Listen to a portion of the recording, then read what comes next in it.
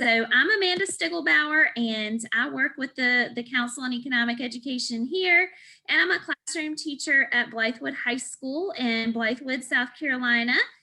And tonight, I am super thrilled to introduce you guys to Cheryl Ayers from MR University. And I love MRU's resources. I think that when MRU first launched, I was on it. I was like, oh my gosh, this is like new stuff. It's different. It's fantastic, especially in this online learning atmosphere that we have.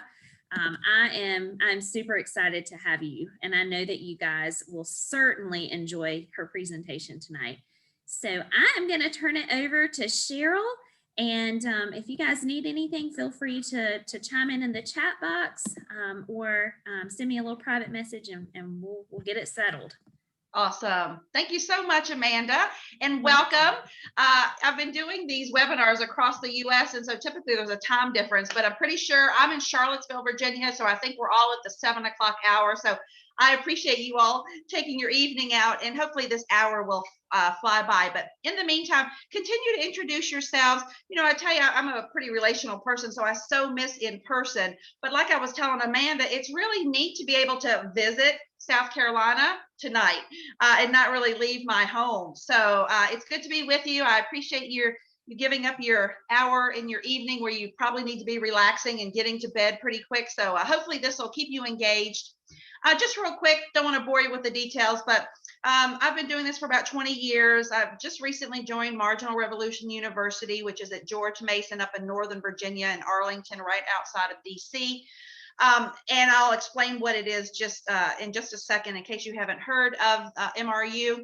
I also run the Center for Economic Education at Virginia Tech, so it's sort of the equivalent of the South Carolina Economics. This is the Virginia Council.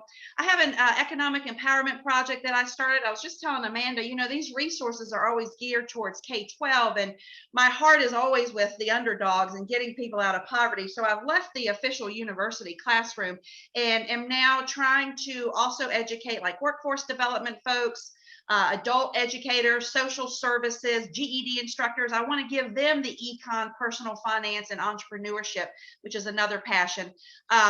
Give them those resources as well to help those people who really need this education yesterday, because they're often living paycheck to paycheck if they're even employed. So, and then of course I do some research and consulting on the side. I will say I'm proud. One of my only claims to fame is I have the first research-based theory on how to teach economics at the secondary level. And so a lot of those practices, I spent many hours sitting in classrooms watching rockstar econ teachers at the high school level. And so a lot of those practices have been integrated into this curriculum. So hopefully that'll be beneficial for you as well. So 2 objectives. The first 20 minutes will be a little front loaded with me talking about the curriculum, giving you an overview. And then the last half, I'm going to demonstrate some of the software we've developed and then actually put some of those links in the chat box so that you can click on it and also play some of the interactives that we've created to make supply and demand interesting. And just real quick, if you haven't heard of MRU, we are pretty much an online video base. We have over 900 videos, and I'll conclude with that at the end of our time together. But everything's free. We're a nonprofit. It was founded about 8 years ago by these 2 economists and professors at George Mason.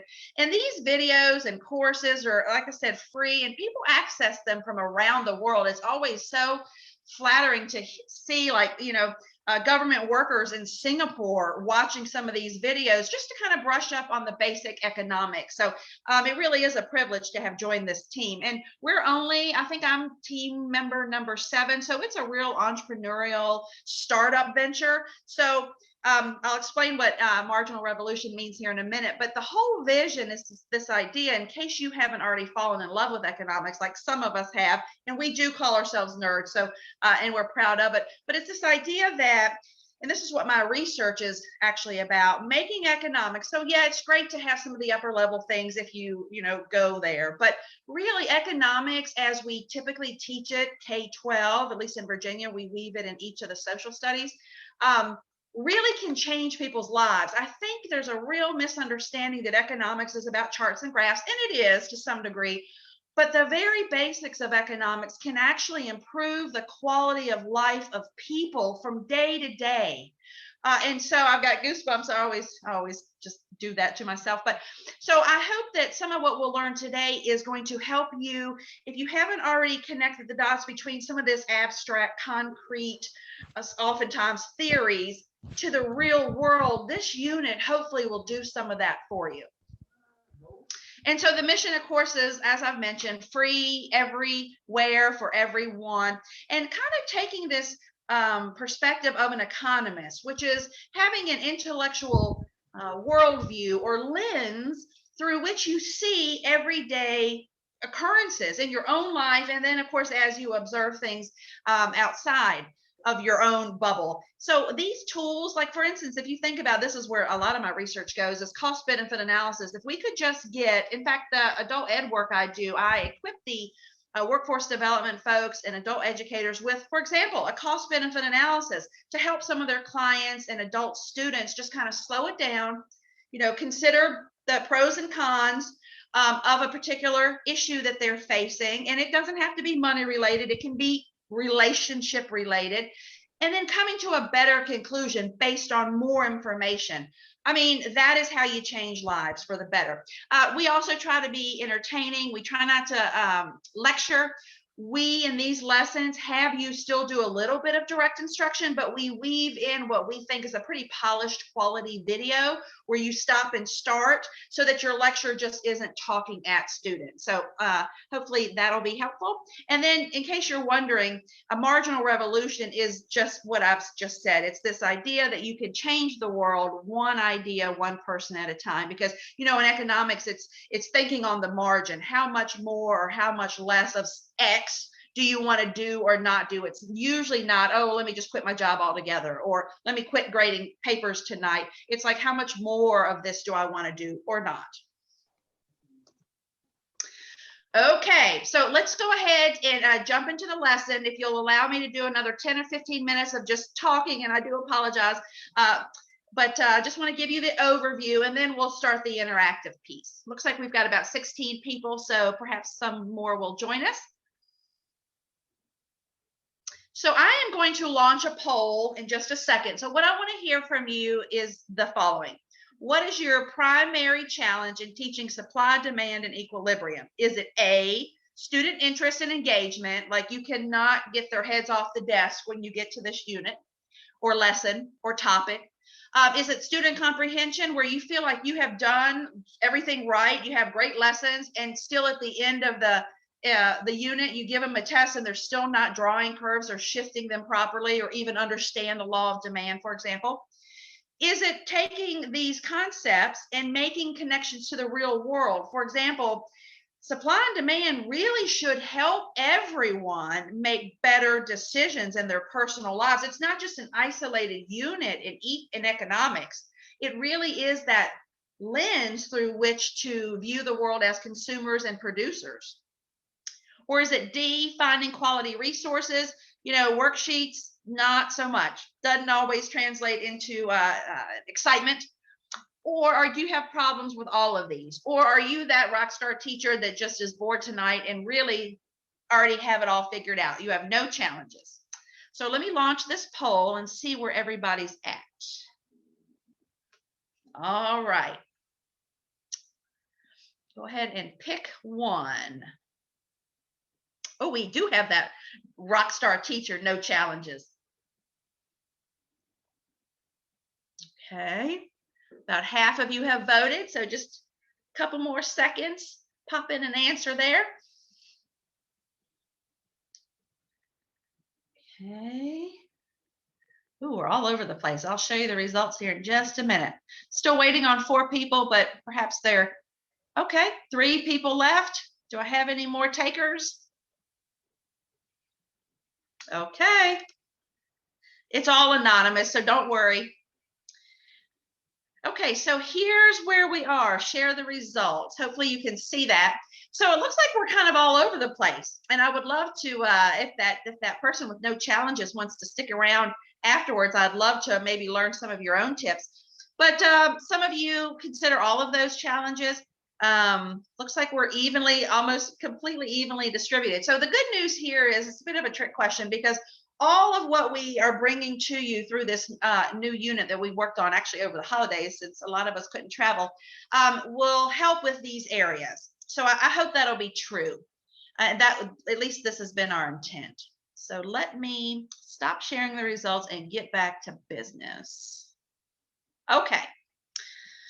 So moving right along.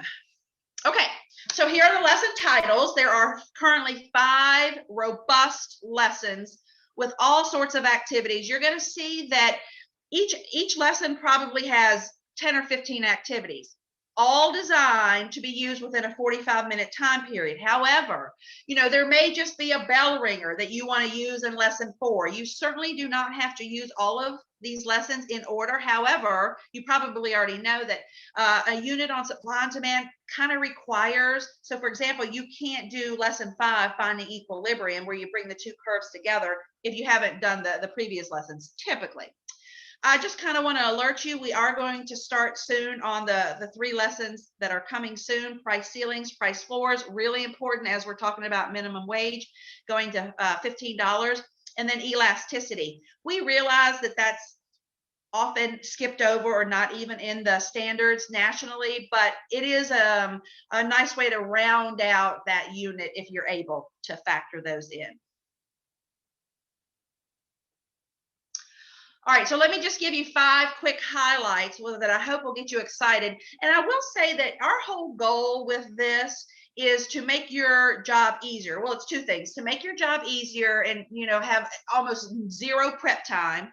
So we really tried to make these lessons very pithy and very on point and streamlined for you, the teacher. But we didn't want to sacrifice the quality of a good unit on supply and demand. So each lesson has a bell ringer designed to last 5 or 10 minutes, and that's kind of to hook them or to pique their interest with probably more than likely something real world related. It's kind of like, hey, did you ever wonder why that we're going to do this in a minute? Did you ever wonder why the demand for masks just skyrocketed here in the last year? That's an obvious one. But I always tell teachers, do not worry about using very obvious examples, at least in the beginning. And that's what we'll do here in a minute. And then we have the exit ticket, which is just good teaching 101, where you kind of bring it back home and you formatively assess what you hope they just learned, kind of the bookends to the lesson. We do have videos in all of the lessons, and we typically try to use it as a direct instruction enhancement, where we'll tell you, play 50 seconds. All the videos are like 3 to 5 minutes. So we know that's the attention span of students. And so we'll tell you, like, at 1 minute, stop the video, ask this question, or, pair and share in person or in Zoom breakout groups if you're still remote. And then we always have the students doing something, some kind of activity sheet where they're either taking notes or they're drawing graphs. So the 2 go hand in hand, but they're 2 separate documents.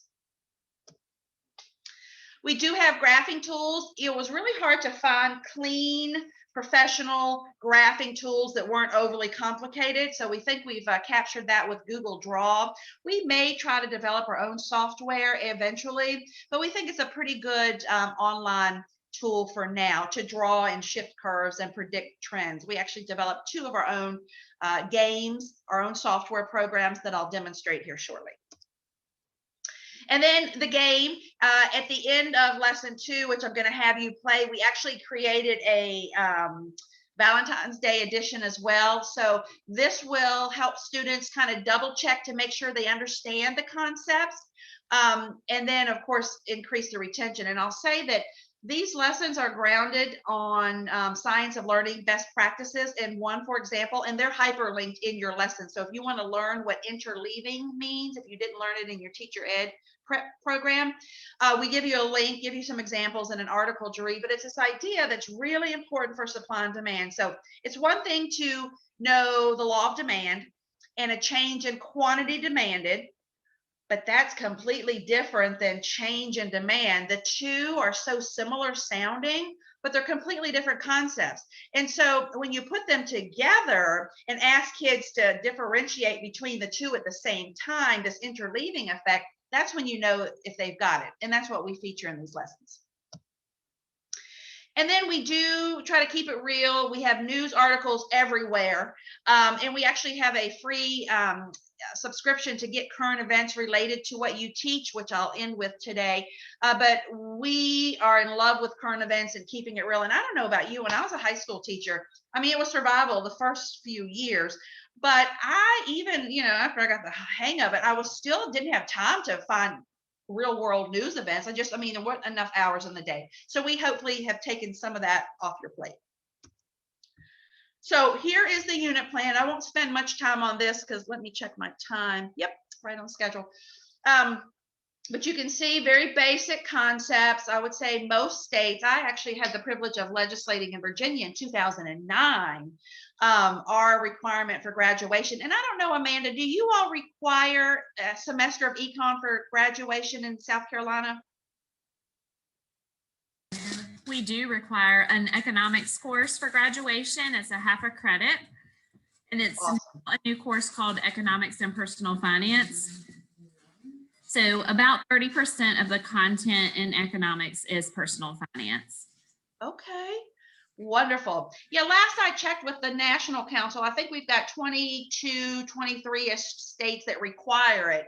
And it's such an important course. And I think everybody intuitively understands, oh yeah, everybody needs personal finance, but economics, and this is kind of what I've devoted my research and scholarship to, if you teach it in the right way, you can argue that it's equally as important, or at least close to helping them manage their bank account, for example. So what I'm going to show you today is lesson 2. I'm going to show you the video. This is a brand new video to help students understand the difference between change and quantity demanded, change and demand. And I'm just going to highlight some of the games and different activities that we have. But you're going to get a little sampling today, just for sake of time. We don't have a lot of time together, but these are the types of activities that are in all of the lessons. So here's just a quick snapshot in case you're curious. So this will be in Google Docs that you can download as a Word document. It's all editable. So like if you don't like the bell ring, or just, highlight and delete it.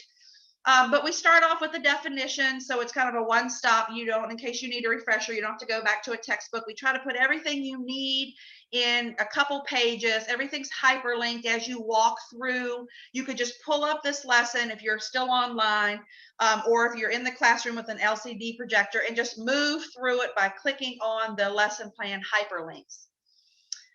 So we hope we've taken So what I do want to hear from you is if and when you dig into these lessons and something isn't flowing like you would like it to, shoot me an email. I'll leave you my email address here in just a bit. But I want to hear from you because we want to make this as perfect as possible for teachers. So we were all teachers, and so we feel like we got a pretty good start, but we are always open for suggestions. So do keep us posted.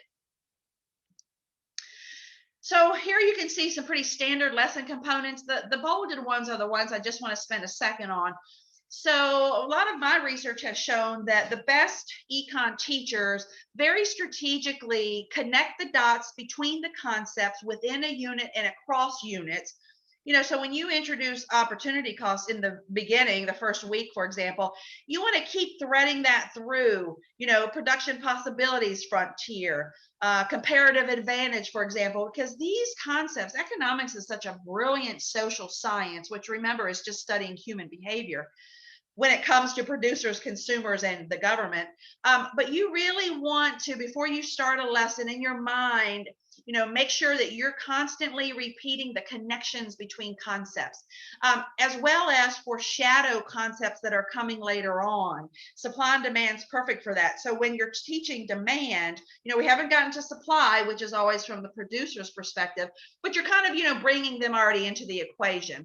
And then, as I mentioned, we do have 5 major science of learning practices that we've built these lessons on, and there'll be hyperlinks for that as well. So here are always the 4 parts. You got the bell ringer. Student activity sheets are separate, so hopefully they're working on those as you're moving through the lesson in a very interactive, engaging way.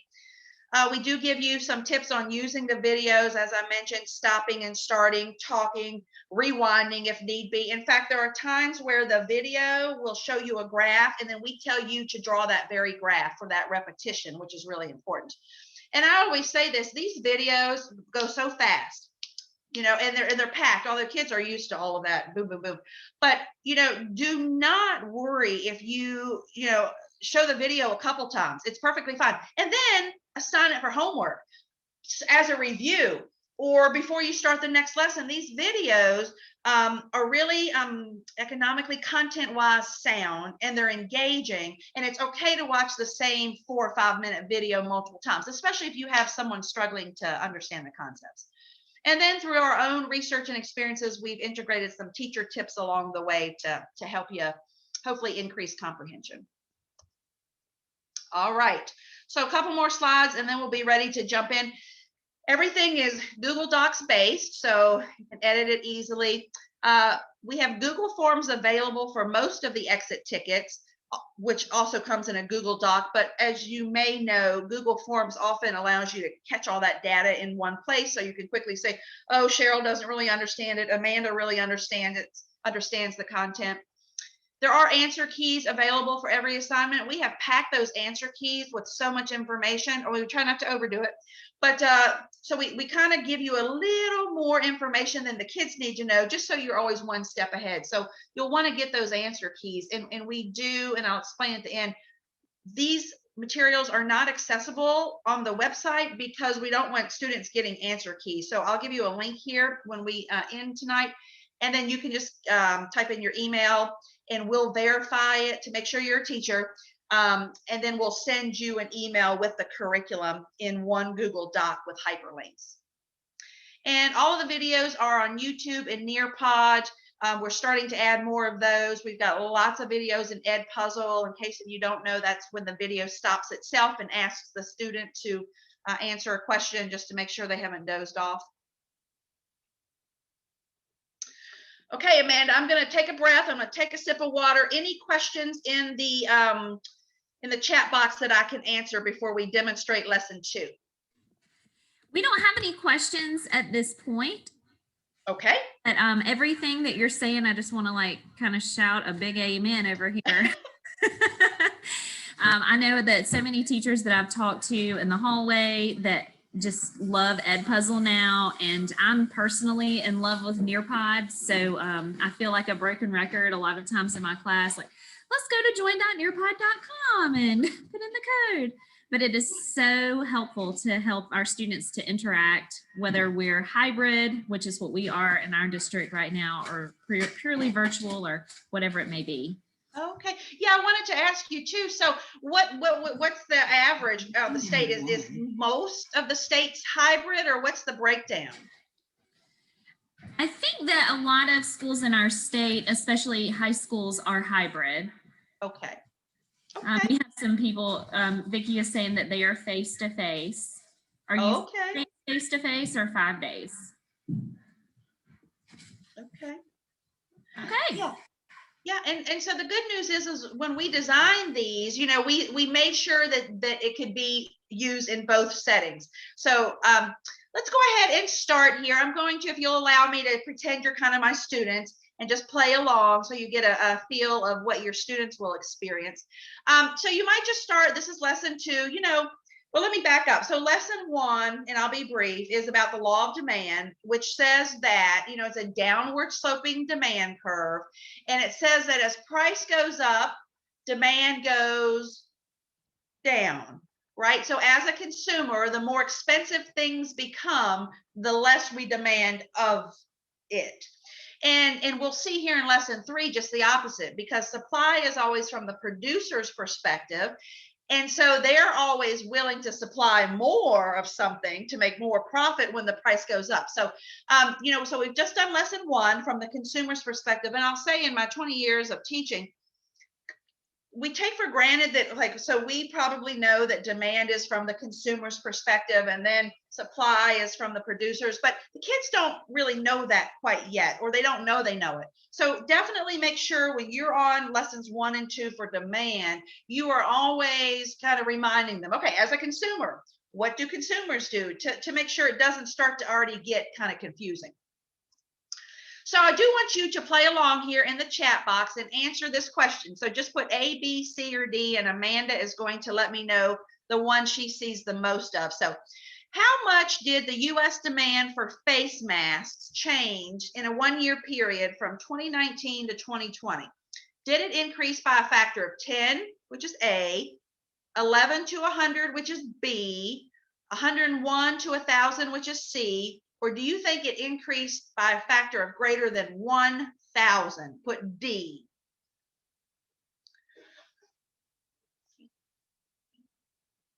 And Amanda, you let me know what the trend is, the data trend. Okay, I'm seeing a lot of D. D is also my guess. I have a C. Okay. Good. All right. I am not going to answer that question yet because I have a game we're going to play to answer it. So here's the next question I'd like you to flood the chat box with. How much did the demand for suitcases change in that same one-year period? Did it fall by less than 25%, 26 to 50%? Put B. C is 51 to 75%, or D, 76 to 100% decrease in the demand for suitcases. Okay, so we have a lot of A, C, B, D. Oh, this Okay. was Good. Yeah, you know, I'm such a fan of people not falling into groupthink. So yeah, absolutely. Put whatever you think is the answer. So we won't do the next question, but here's what we're getting at. So the students are guessing and probably educated guesses to some degree, but we want them to start thinking about their thinking, which is another science of learning technique called metacognition. So having students kind of think about why they're coming up with these answers. Like, what are you basing this information on? Because we want them to be better decision makers. Because remember, economics is all about getting the most out of life. And that goes back to what I was originally saying. Economics can improve the quality of your life when you're trying to get the most out of it by making better decisions. So the conversation is less about the numbers here, but it's like, okay, well, how do you know? You're just guessing. We, hope not. What are you basing that on? And so the next step then is to play this trend guessing game, which we have two games, one on the masks and one on the suitcases.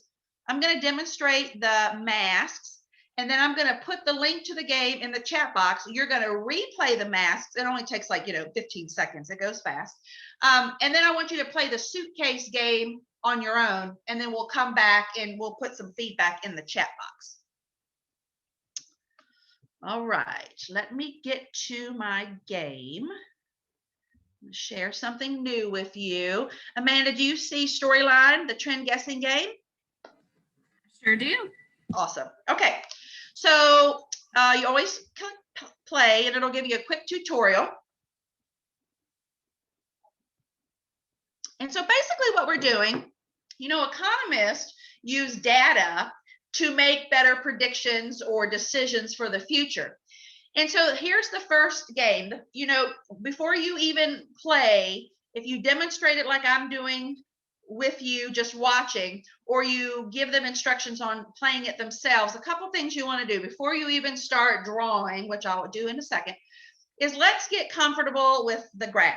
So what is this graph about? I always try to say this, especially when I have student teachers at the university level. They don't want to do the graphs. They're just like, why can't I just tell them what supply and demand is? Well, you should and you could, but there are students like me who understand supply and demand better through the math, through the graphs, versus like what I'm doing to you now, just talking verbally, qualitatively to you. So please always try to do both if possible. And, I always, especially my girls, this thing about, oh, I'm not good at math. Well, everybody can be good at it. Maybe you just didn't have the right teacher, for example. We don't want to be down on the teachers, but everybody can do math. And so we try not to shy away from it in economics in particular. So here we have on the vertical axis, the one going up and down, we have billions. Now, this is important because this will be just almost a trick question. So we have from 0 to 120 billions of dollars of sales of disposable face masks. And then across the horizontal, or the one going from left to right, we have a 4-year period, 2016 to 2020. Now, the only clue we have is the line that I'm getting ready to draw has to go through this point here, which is kind of weird because it's like, really? We got 0 masks sold in 2017. So here's where this is kind of now put your teacher hat on. This is just a scaling issue. So this is showing billions of dollars. So prior to 2016, we were in the millions of dollars of face masks. So that's why that's not showing. So it's not like, just in 2017 on, we started selling face masks. It's just we got to the billions. So I am going to kind of just start here. So I'm clicking my mouse and I'm just dragging across here. Now I'm going to get you to put something in the chat box here in a minute. So I'm going to go halfway here. And just so you know, if you draw the line, because it'll shoot across sometimes really fast, but you can always go back and move your points, your data points. So what I want to know from you in the chat box is this. You can put in 1 or 2 answers. Should I, in 2020, take this data point up? If so, if you think it spiked the demand or the billions of dollars of sales went up even more, put the word up in the chat box. Or from my midway point, if you think I should, no, it didn't go up that much. If you want me to go down, put down. So in the chat box, from the midway point, should I move that data point up or down?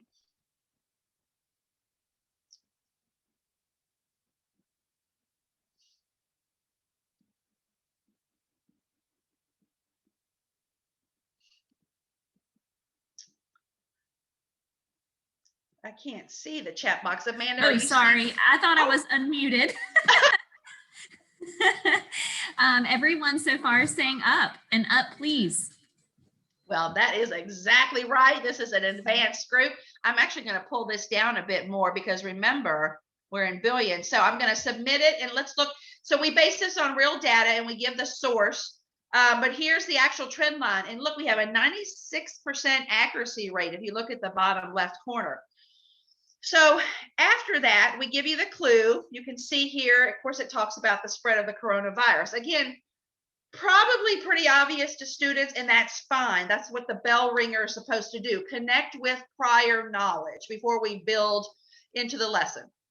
So what I'm going to do now is I'm going to give you this link. You're going to take like 4 minutes. You're going to replay this one, and then you're going to click next down here, and then you're going to play the suitcase game by yourself. And then when you're done, just put some feedback in the chat box. Loved it, hated it, this is great, whatever. I want you to be thinking too, what we don't want is students just to, willy-nilly draw a line. I always encourage there to be some kind of little logic writing exercise. So again, metacognition. Why did you draw it the way you did? What were you basing that on? What information do you really need to have drawn it better or to know why it looks the way it does? So do something with the verbal skill so that it's not just like a fun game. All right. So now I am going to stop sharing. I'm going to get to the chat box. Okay. Is everybody still awake? Are we? All right, let's see here. Okay, I'm going to grab the link. Wish I was faster at this. Okay. Got it. Copy and paste into the chat box. Here we go. All right, it's going out to everyone and paste 1, 2, 3. There it is. All right, click on it and play the 2 games and then report back what you think.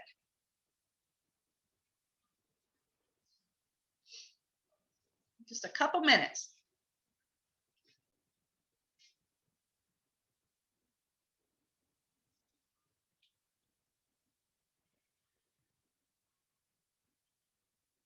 Oh my goodness, I look like I'm on a big screen somewhere.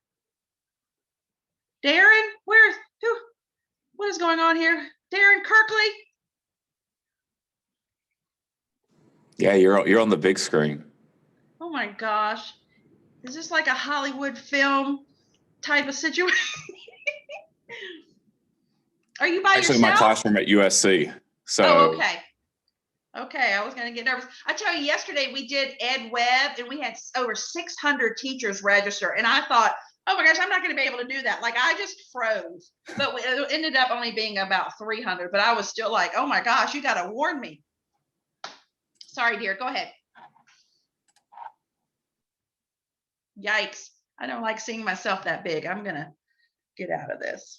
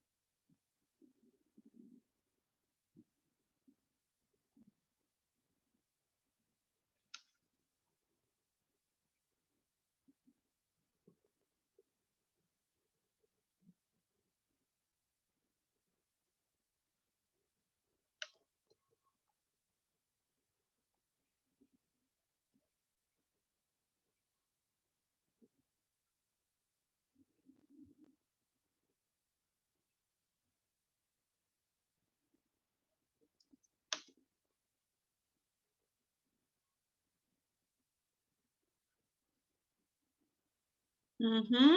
Yeah, good observation, Stephanie.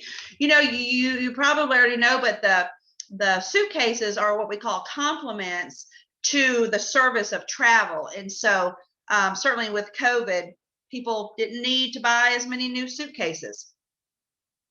But I don't know why I thought that would drop until like after 2020. I thought we were still kind of traveling between 2019 and 2020. But then after like March or April, I thought it would have kind of declined then.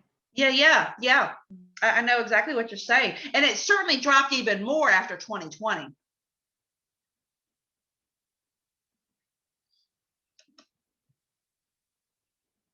Okay, any other thoughts? For the sake of time, I'm going to have to move us along here. Any other comments or questions or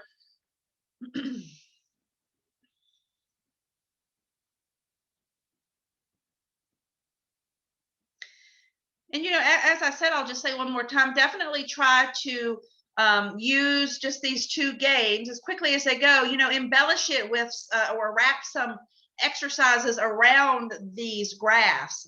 This is just kind of the multimedia technology piece to basically predicting trends, which is the work of an economist. All right, well, if there are no other comments, I am going to continue on because we only have about 20 minutes left. So somebody stop me if you don't see this storyline trend guessing game. So that is an example of what we thread throughout all of the lessons.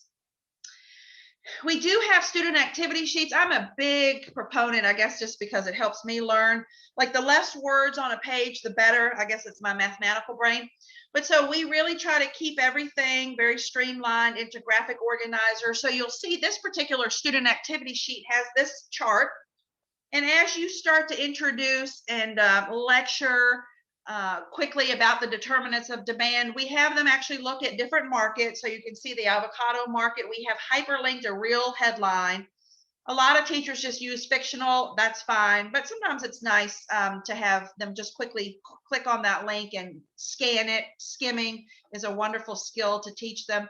And then they highlight, so based on this study that finds that avocados are good for health, do you think the demand will increase or decrease? And then which determinant would that be? So that would be that tastes and preferences.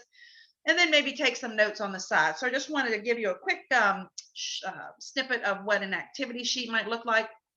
Here are the Google drawing tools that we don't love, but we think serve the best in terms of this lesson's objectives. So basically, you can see the first one on the top left, millions of COVID cases. So there's the line. Well, based on this headline, remember, just quick refresher, and I'm going to show you a quick video to really make sure we're all on the same page. Lesson 1, law of demand, is that movement along the curve when there's a change in price. But anything unrelated to a change in price, which is the rest of the world, always is going to shift, what we call shift the curve, meaning create a brand new curve. And you can do that in Google Drawing by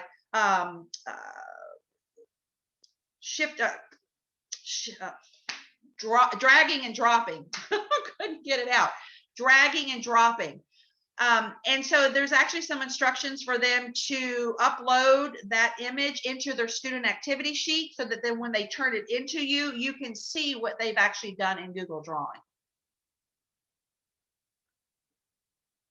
Okay, so before I show you this quick video, it's only 2 minutes and 55 seconds. This is the new one that we produced.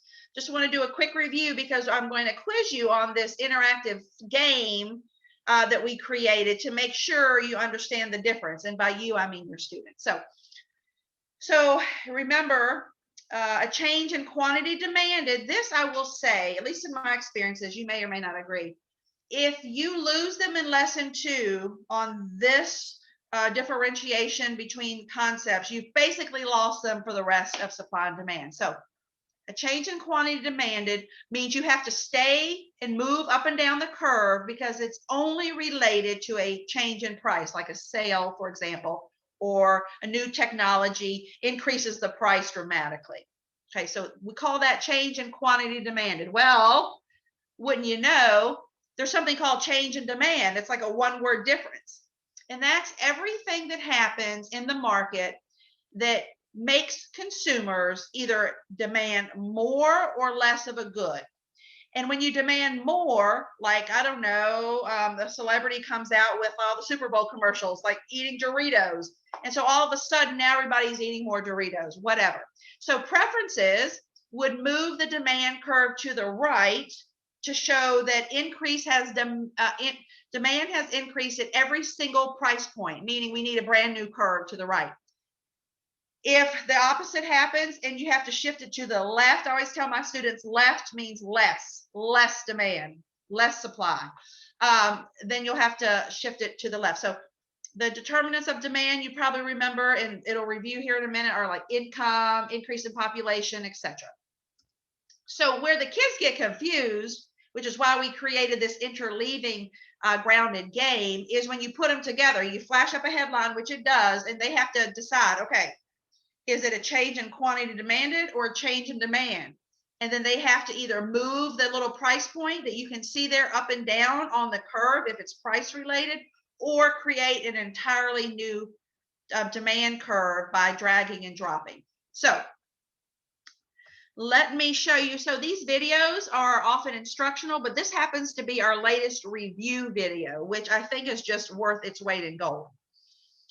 Let me get to my video. Stop sharing here. Just 1 second.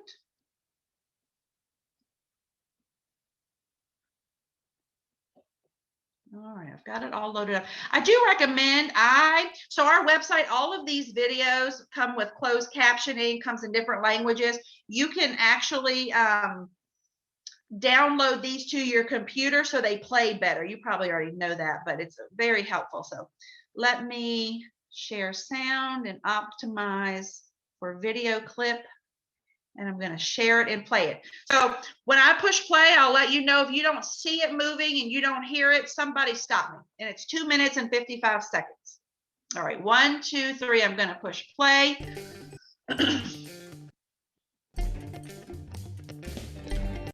And it may drag a little bit, but the best we can do.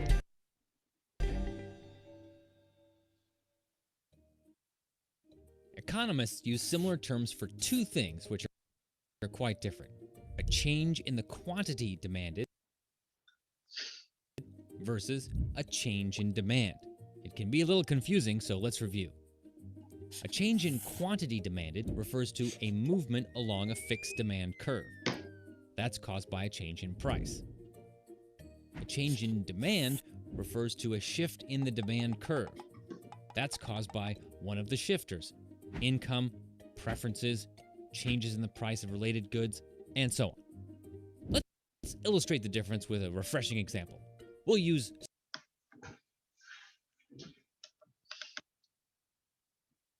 soda. Don't you mean pop? That's a Coke, y'all. Actually, soft drink is the most accurate term, so... Fine, we'll just use sugary, fizzy drinks, okay? First, let's recall a change in the quantity demanded. Suppose the price on sugary, fizzy drinks goes from $3 to $4. What happens? Well, the quantity demanded decreases from 200 to 150. There's a decrease in the quantity demanded marked by movement along the demand curve, but there's no change in the existing demand curve. Now, let's look at a change in the demand. In this case, a decrease in demand of sugary, fizzy drinks caused by a viral marketing campaign for naturally sweetened sparkling water.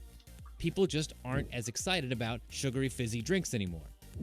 The decrease in demand shifts the entire demand curve down and to the left and leads, as we know, to a lower quantity at every price.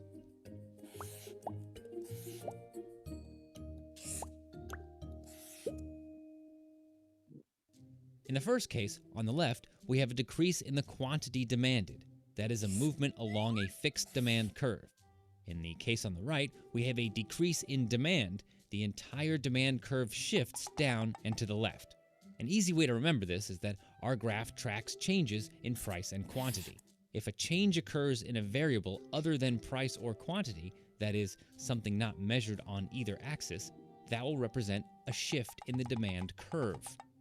Price is on the vertical or y-axis, so a change in price alone will cause movement along the curve.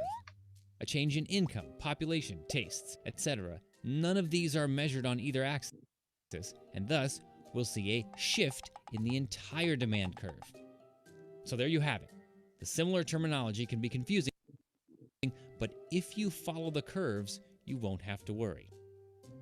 Okay, so that was a quick review. Let me now test your understanding of these two very similar but very different terms. So I'm going to now go to the game.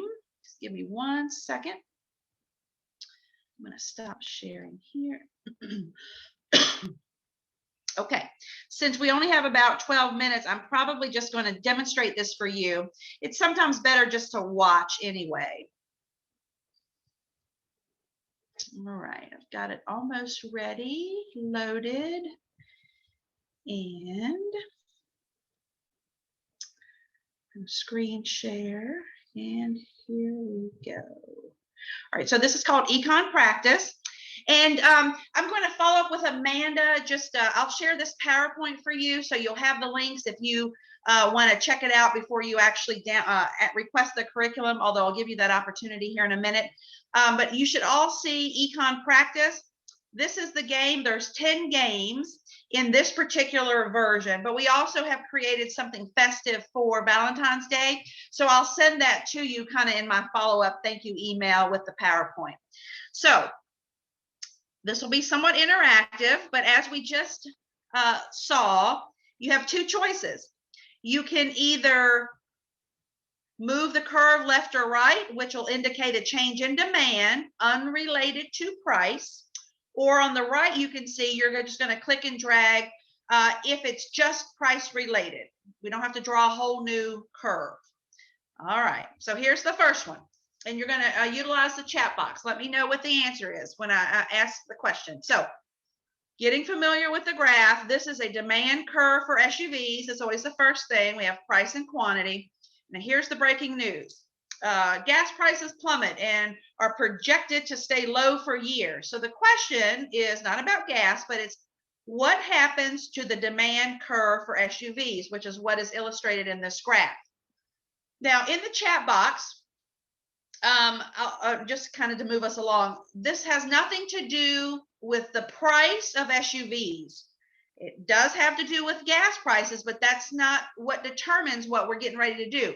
Because the SUVs, to buy them off the car lot, we're not talking about the SUVs being $5,000 off. So we're not going to move the point up and down. We're actually going to create a new curve. So all I want to know from you after making that determination is, am I going to shift, drag and drop the curve to the right or to the left? So will consumers demand more SUVs? Put in the word right, meaning I have to move to the right. Or do you think that based on this headline, consumers are going to demand less? So put left in the box. So Amanda, what are you seeing, left or right?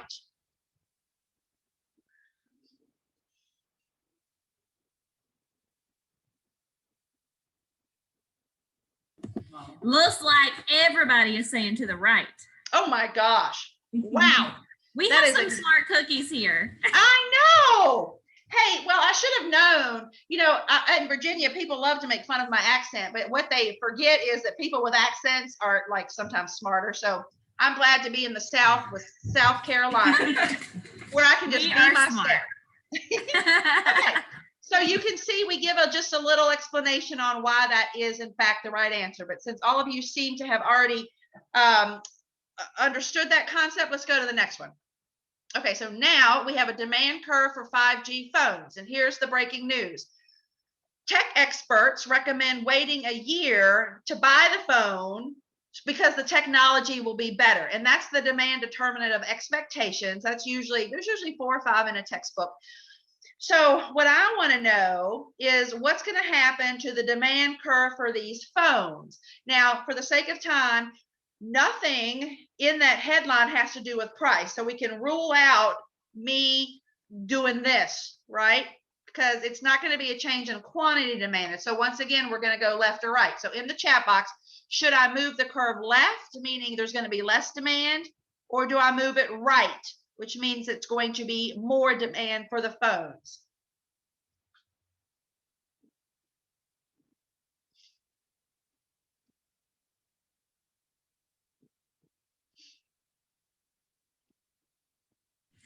Okay, so we got a bunch of lefts. Okay. This is like line dancing. To the left, to the left. Here we go. And you're exactly right. Good job. Okay, one more. And then we got to wrap up.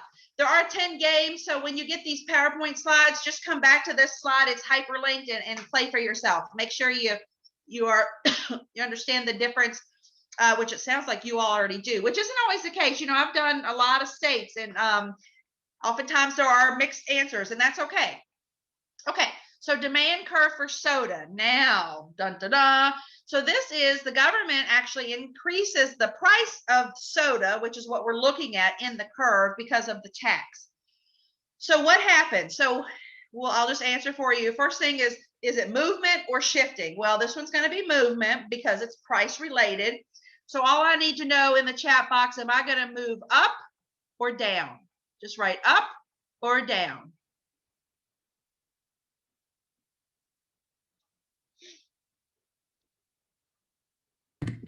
Okay, we got a lot of ups. Awesome. And that would be correct. So you get the idea. Okay. I hope you're going to love that because we love it. But again, we're econ nerds. So let me get back to my PowerPoint and start bringing us home. Okay. I'm going to share it again. Here we go. Okay. So let me move along. Just a real quick snippet. Hopefully, if you don't see the exit ticket, somebody unmute, let me know. So we always try to personalize. One of the problems with economics is that sometimes teachers skip that step. It's like, okay, well, there's the theory, but they don't kind of wrap it up nicely to let the student think about, okay, what does this have to do with my life? And again, how can I make better decisions based on this newfound knowledge and skill of supply and demand? So they pick a product that they buy often. They write a fictional headline if there's time, which an exit ticket typically doesn't afford.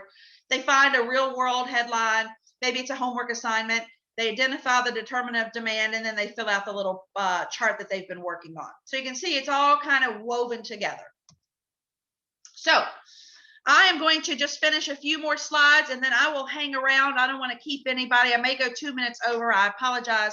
But then I want you all to be able to take off. But I'm going to hang around if there's any questions at the end. So before I let you go, in case I never get to see you again, want to just give a shout out to some of the other resources that we get a lot of positive feedback on. And Amanda, I so appreciate you hooking us up there in the beginning.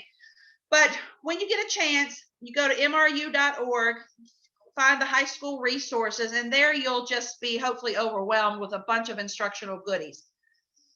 In particular, this is what we're known for. We have over 900 videos with practice questions. They're available at our website. They're available on YouTube. We have aligned them to various state standards that have requested it. So I don't think South Carolina is up on our website, but we have taken those 20 voluntary national standards and combed through those videos to kind of give you maybe, I don't even want to guess, but quite a few videos that are aligned to the standards, but it's our most popular selection. So that'll save you a little bit of time. So you don't have to watch them all and go, oh, this is too advanced. Because I will say we did start off more for the university audience, but partly why they brought me on board is we are trying to make things more accessible for secondary teachers, high school in particular. The Edpuzzle versions, I highly recommend. Edpuzzle is tricky sometimes. So when you get these PowerPoint slides, go ahead and click here on this. We've put them all in one place. So go ahead and earmark this, and that'll have those questions already embedded in these most popular videos for the high school student. And there's our topics. We have a few personal finance, but we certainly give a shout out to NextGen and the work they're doing in that arena. Our expertise is economics, and our resource is typically the videos. What I love, you'll see, is there's a video dictionary of economic terms from a very simple econ to very advanced that you don't even teach at the high school level. So always send kids there if they're like, okay, I don't know what this means, I don't remember. You send them to this dictionary. And then I'll just say, I am helping states revise their online course offerings by embedding more of our videos so that students who take econ online have a better experience. So if you ever bump into that person, have them email me. We can send them raw files so that the videos play better versus streaming in these online courses at state level. Just want to throw that out there. This right here could save your life instructionally. Basically what happens is you sign up just with your email and give us a rough idea on when you're teaching which topic.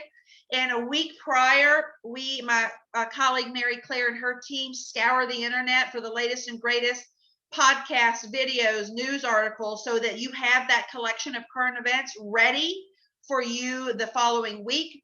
You'll sign up at econinbox.com. It's all free. You can always opt out, but it's just an amazing service. And here's an example. Like if you had told us you were teaching supply and demand first week of February prior, you would have received, and this is a real just snapshot of the email that we sent. You've got the news articles, you've got videos, you've got podcasts all related to supply and demand. We have some fun backgrounds to keep it festive. We created one for Valentine's Day. So you see that little blue one peeking out at the bottom. We made that pink with the old Valentine's Day candy hearts that I don't think anybody really eats. They're kind of marshmallow-ish. But I'll send that to you in the follow-up email with the festive version of that interactive game. If you want some econ ink, when you get that email from me, just reply, give me your mailing address. We won't bother you, we promise. We're all too busy. But if you want tattoos and stickers, of course, temporary tattoos, we'll put some in the mail to you so you can, I don't know, put one on your face or your arm or give them out to students who got the supply and demand activity correct. And now I'm almost at the end. I've only got one more wrap-up slide. I am going to put this link into the chat box. It'll take you a second. So this is where you put your email. And I think just one other question, because we need to verify before we send you the unit and the answer keys hyperlinked in the unit. We want to verify to make sure you're a teacher. So let me do that. And while you're clicking on that link, if you so desire, I'll do my last slide and we will call it a wrap.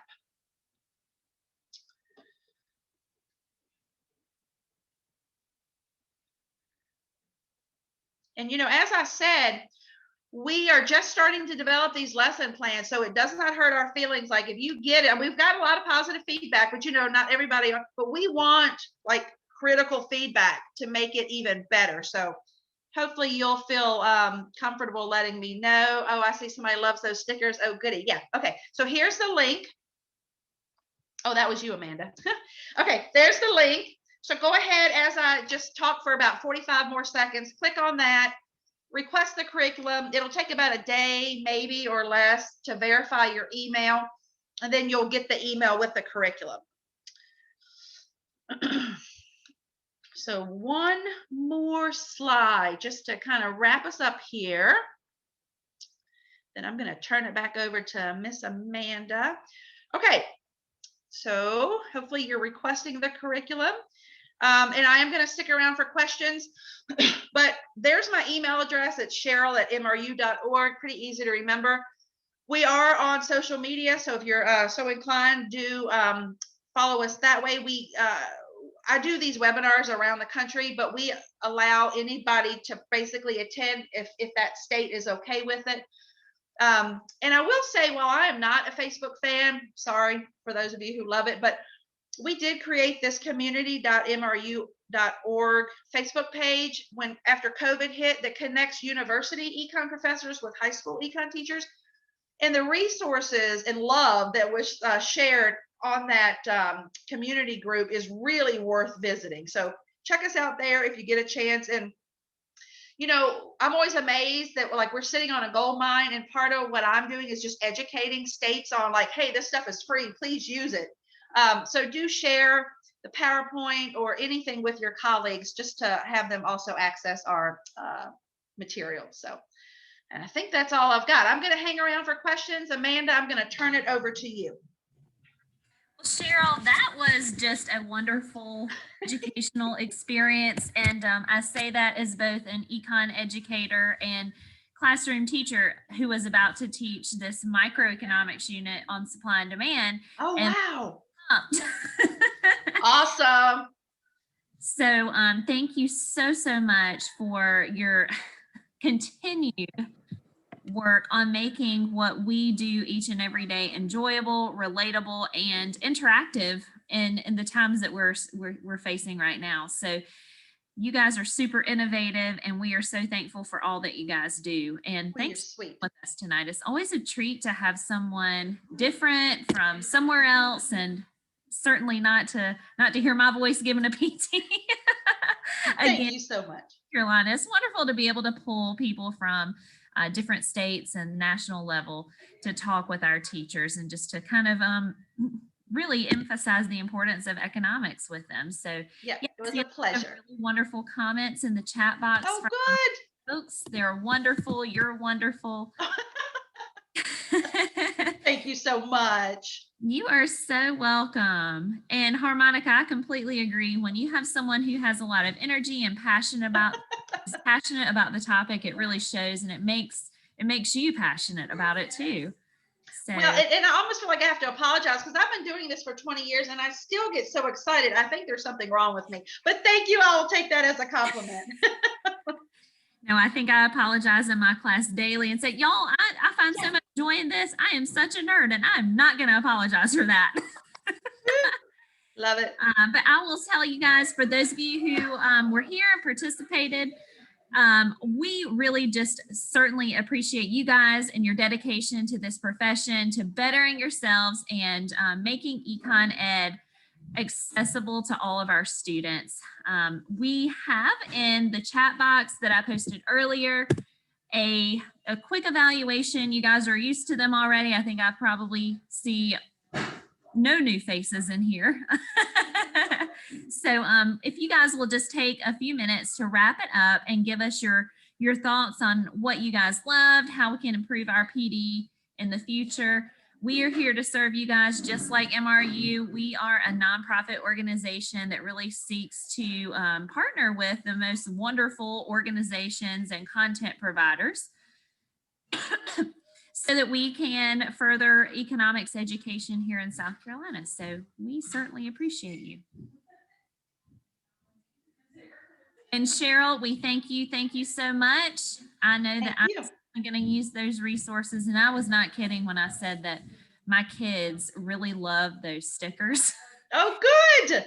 Teach AP Micro, so a lot of the stickers were macroeconomics related, but it was a really good talking point with my students because Right. the macro side very often. So it's a good talking point with them, and once they understood it, they Yeah.